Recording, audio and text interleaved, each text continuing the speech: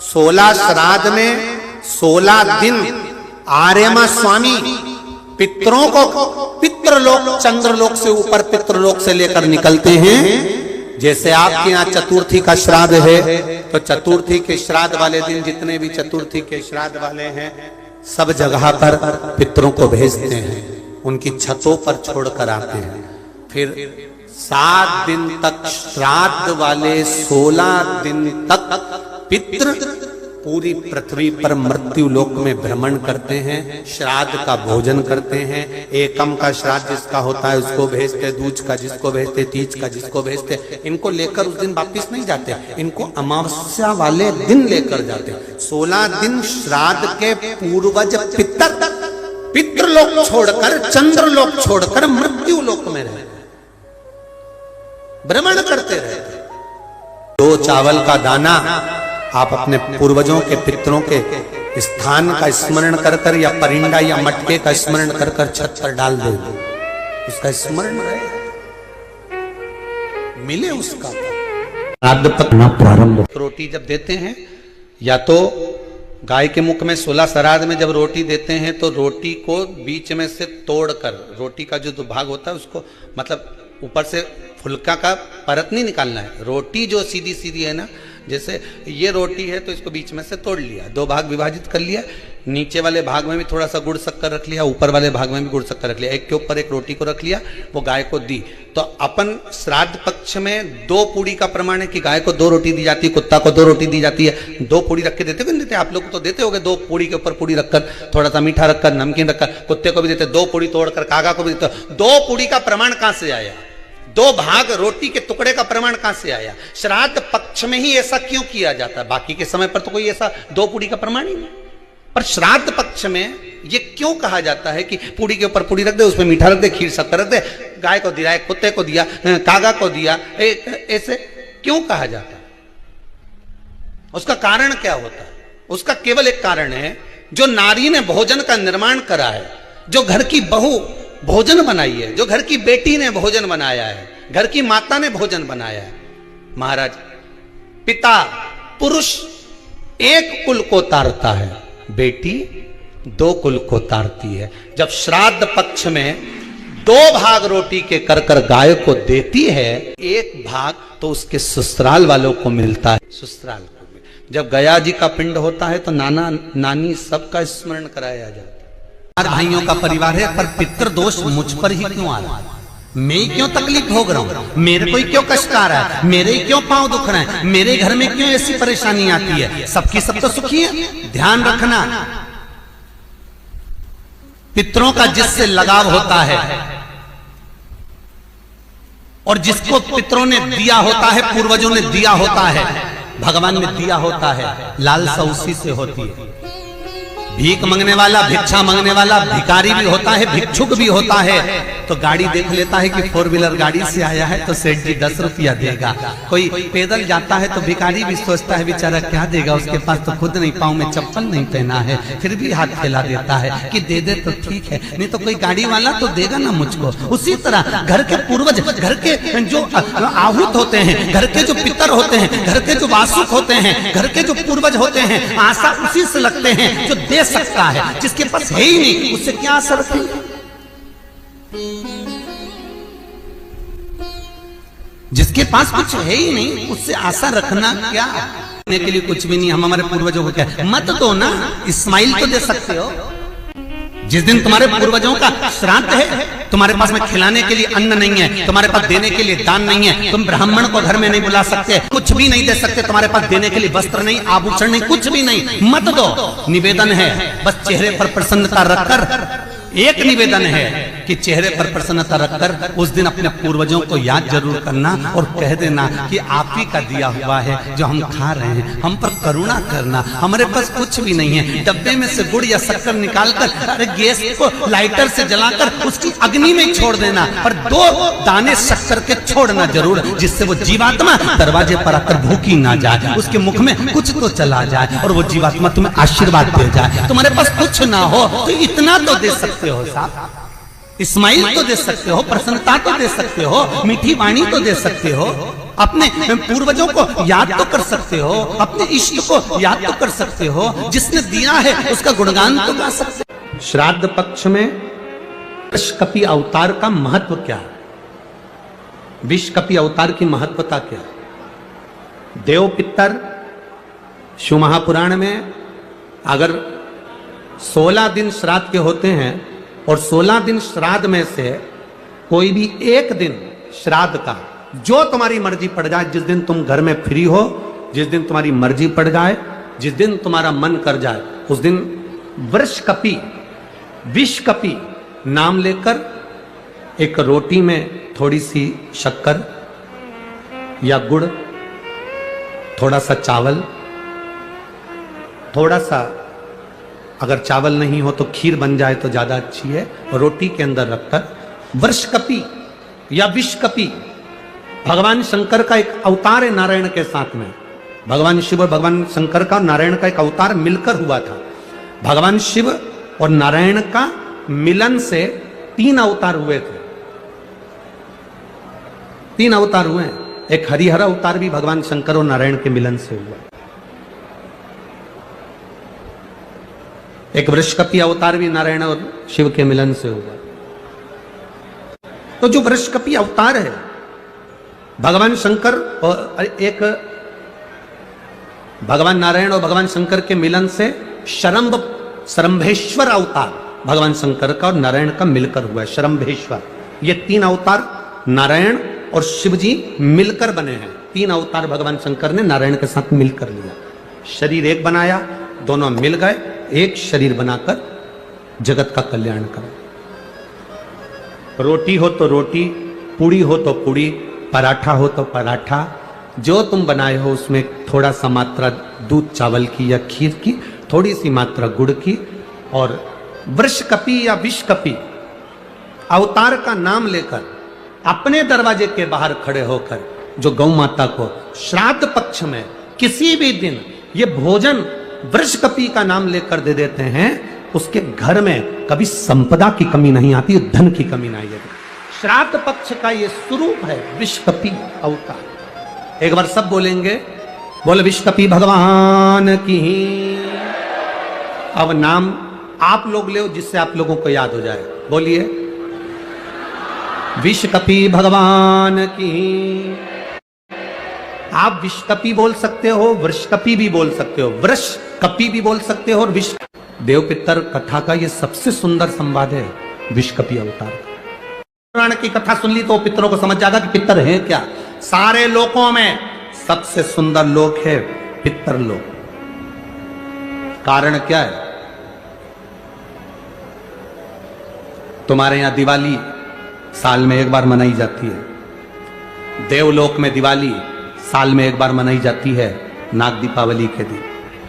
पितृलोक में दीपावली रोज मनाई जाती है। कारण, पितृलोक में दिवाली रोज क्यों मनाई जाती है, उसका कारण क्या होता है? लक्ष्मी जी ने नारायण से पूछा, ब्रह्माणी ने ब्रह्मा जी से पूछा, इंद्राणी ने इंद्र से पूछा, एक बात बताओ, तुम दिन भर बैकुंठ में नहीं रहते हो नारायण, आप कहां चले जाते हो? भगवान विष्णु ने कहा, मैं बता नहीं सकता कि मैं दिन भर कहां जाता हूं। नहीं, आज तो आपको बताना पड़ेगा कि तुम दिन भर कहां जाते हो, तुम दिन भर रहते कहां हो, कहां पहुंच जाते हो दिन भर, आपको बताना पड़ेगा, ये आपको बोलना पड़ेगा। भगवान नारायण कहते हैं, मैं नहीं बता सकता। सुबह शाम घर पर आते हो, दिन भर गायब रहते हो, आखिर जाते क्या हो? पत्नी पति से क्यों ना पूछे? तुम भी अपने पति से पूछ सकती हो, क्यों दुकान तो 8 बजे बंद हो गई थी, 11 बजे आ रहे हो, कहां वो काम था? लक्ष्मी जी ने पूछा, तुम दिन भर कहां रहते हो? भगवान विष्णु ने कहा, मैं बता नहीं सका। बताना पड़ेगा। तब नारायण ने कहा, फिर नारायण बोले, नारायण ने कहा कि देखो लक्ष्मी, बात ऐसी है कि पितृलोक इतना सुंदर लोक है, इतना सुंदर लोक है कि जहां जितने पितर निवास करते हैं उनके घर का कोई व्यक्ति अगर कथा सुनने जाता है, मंदिर जाता है, अगरबत्ती लगाता है, दिया लगाता है, या पूजन आराधना करता है, या भूलवश भी कहीं भगवान की कथा में जाकर बैठ जाता है, जितनी देर उसके घर का व्यक्ति कथा में बैठता है, नारायण कहते हैं, उतनी देर मैं उसके घर के पितरों के कंधे पर हाथ रखकर कथा को श्रवण करता हूं। पितृलोक कितना सुंदर है। और पितृलोक के जो स्वामी है आर्यमा स्वामी, वो पितृलोक के जो स्वामी है वो भी बड़े सुंदर है। और पितृलोक के जो स्वामी है बड़े सुंदर, और पितृलोक के स्वामी जिस पर बैठते हैं, काय पर बैठते हैं? कौवे पर, वो भी बड़ा सुंदर, अति सुंदर। अरे गुरुजी कहां की बात कह रहे हो, सबसे सुंदर पक्षी तो मोर है। राष्ट्रीय पक्षी में भी उसको कहा सबसे सुंदर पक्षी तो मोर है, पर आप कह रहे हो कि दुनिया का सबसे सुंदर पक्षी कौवा है। अरे भाई, जिसने कथा नहीं सुनी उसको लगता है कि दुनिया का सबसे सुंदर पक्षी मोर है, पर अगर शास्त्र को उठाकर देखोगे तो दुनिया का सबसे सुंदर पक्षी कौवा था। पहले नंबर पर सफेद सुंदर अति सुंदर कौवे के आगे कोई पक्षी नहीं था। वो तो ब्रह्मा जी ने पृथ्वी पर यज्ञ करा, और पृथ्वी पर जब यज्ञ करना चाहा ब्रह्मा जी ने, तो उस समय पर ब्रह्मा जी ने कहा मुझे इस पृथ्वी पर यज्ञ करना है, इस जमीन को लीपने के लिए अमृत की जरूरत है। जैसे अपन गाय का गोबर लीपने के लिए लाते हैं, वैसे ब्रह्मा जी ने कहा इसको लीपने के लिए अमृत चाहिए। अमृत कौन लेकर आएगा? कोई आगे नहीं आया, तब ब्रह्मा जी ने कौवे को बुलाया, ए कौवा तुम अमृत लेकर आओ, क्योंकि तुम्हारी दृष्टि बड़ी प्रबल है, तुम अमृत को ढूंढ कर ला सकते। कौवा अमृत तो लाना, पर झूठा मत करना, अमृत को लेकर आना, मुझे बताना कहां रखा है तो मैं लेने चले जाऊंगा। कौवे ने कहा जो आज्ञा ब्रह्मदेव। कौवा आर्यमा स्वामी को नमन करा, प्रभु ब्रह्मा जी का काम है, मुझे जाना पड़ेगा। कौवा बड़ा सुंदर था, बुद्धिमान था, तो कौवे को भेज दिया। इसलिए रामचरितमानस में काकभसुंडी की कथा बार बार आती है। गरुड़ और कौवे की कथा आ रही है। कौवा कितना विद्वान था, चला अमृत का पता लगाने के लिए। जब कौवा चला, अमृत का पता लगाते लगाते लगाते लगाते कौवे ने संकल्प ले लिया था कि जब तक अमृत नहीं मिलेगा मैं मुख झूठा नहीं करूंगा, पानी तक नहीं पीऊंगा। भूखा प्यासा कौवा दौड़ता रहा। आर्यमा स्वामी से कहकर कौवा दौड़ते दौड़ते दौड़ते दौड़ते जाए। बहुत दिन हो गए, तब कौवे को अमृत मिला। अमृत मिला तो कौवे को लगा बहुत तेज प्यास लग रही है, करूं क्या? कौवे ने उस अमृत को झूठा कर दिया। ब्रह्मा जी को आकर कहा स्वामी अमृत वहां रखा हुआ है, पर बात इतनी सी है कि मैंने उस अमृत को झूठा कर दिया। ब्रह्मा जी को क्रोध आ गया। ब्रह्मा जी ने कहा कौवे तू सफेद होकर सुंदर होकर तूने ऐसा काला काम कर दिया, ऐसा बेकार काम करा, तूने अमृत को झूठा करा और ऐसा काला काम तूने करा। मैं तुझे श्राप देता हूं कौवे, तू गोरे से काला हो जाएगा। तूने अमृत को झूठा करा, इसलिए तेरी वाणी कर्कश हो जाएगी, तेरी वाणी कर्कश हो जाएगी।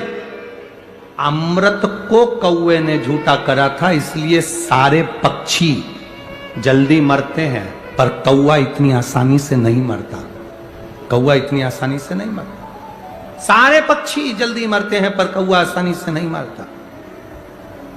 तेरी वाणी कर्कश होगी तो काला होगा। सुंदर कौवा काला हो गया। आर्यमा स्वामी ने देखा कि मेरा कौवा मैं जिस पर बैठता हूं ये काला हो गया। आर्यमा स्वामी ने ब्रह्मा जी से कहा आप क्या चाहते थे? ब्रह्मा जी कहते हैं मुझे यज्ञ करना था, जमीन को लीपना था, कौवे ने अमृत झूठा कर दिया। क्यों चिंता करते हो? अमृत तो अमृत है, कोई झूठा भी कर देगा तो अमृत की शान कहां घट जाएगी? अमृत की क्या शान घटना है? आर्यमा स्वामी ने कौवे से कहा तू चिंता मत कर। आर्यमा स्वामी बोले कौवे तू चिंता मत कर, आज मैं तुझको एक कार्य देता हूं।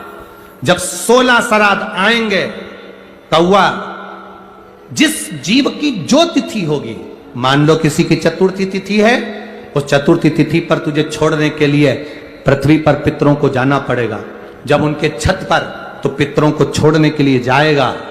कौवा जब तू वापिस आएगा, तेरे लिए छत के ऊपर भोजन रखा रहेगा। जिसकी छत पर भोजन रखा मिल जाए उसको तू पाएगा तो पितृ तृप्त होंगे।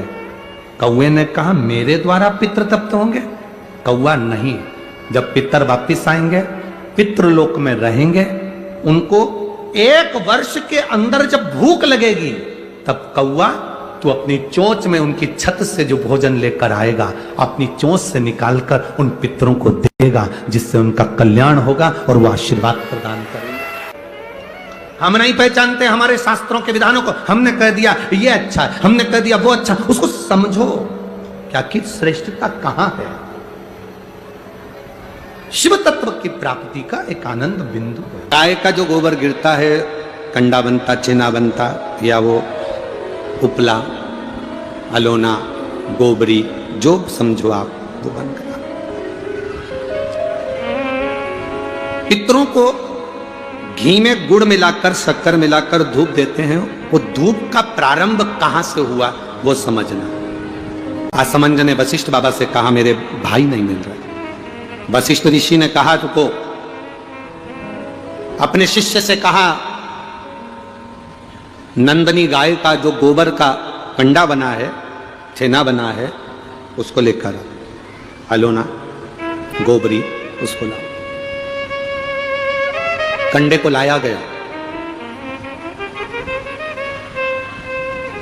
अग्नि में जलाया गया, जलाकर असमंज के सामने उसको रखा गया। उसमें नंदनी गाय के दूध का घी बनाकर उस कंडे पर छोड़ा गया। कंडे में से जो धुआं निकला, जो धूप निकली, जो तरंग निकली, जो सुगंध निकली, वशिष्ठ बाबा ने असमंज से कहा सुनो, ये तरंग, ये धुआं, ये गंध इस कंडे की, गाय के गोबर के कंडे की, उस घी की तरंग जहां जा रही है वहां तुम जाओ, इस तरंग, इस सुगंध के पीछे पीछे जाना, तुम्हें तुम्हारे भाई प्राप्त हो जाएंगे। असमंज उस तरंग सुगंध के पीछे पीछे पीछे पीछे पीछे पीछे खुशबू लेते हुए सुगंध धुएं के पीछे पीछे जाने लगा। जाते जाते जाते जाते कपिल मुनि के आश्रम में असमंज पहुंच गए।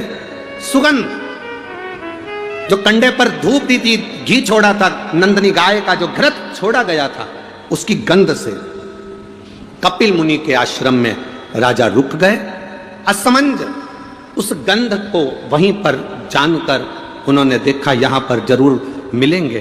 तब कपिल मुनि मिले और कपिल मुनि से मालूम पड़ा कि मेरे 60,000 भाइयों ने कपिल मुनि पर घोड़े के चोरी का, अश्व की चोरी का इल्जाम लगाया था, अश्वमेध यज्ञ के अश्व की चोरी का इल्जाम लगाया था, इसलिए ये 60,000 कपिल मुनि के आश्रम में जलकर भस्म हो गए, 60,000 राख के ढेर बन गए। असमंज ने कपिल मुनि के हाथ जोड़ लिए, गुरुवर मैं आपको नमन करता हूं, मेरे भाइयों से गलती हो गई, आप पर चोरी का इल्जाम लगा दिया, निवेदन केवल इतना है कि अब मेरे भाइयों का कल्याण कैसे होगा, ये मेरे 60,000 जो भाई मरे हैं इनकी मुक्ति कैसे होगी, इनका मोक्ष कैसे होगा।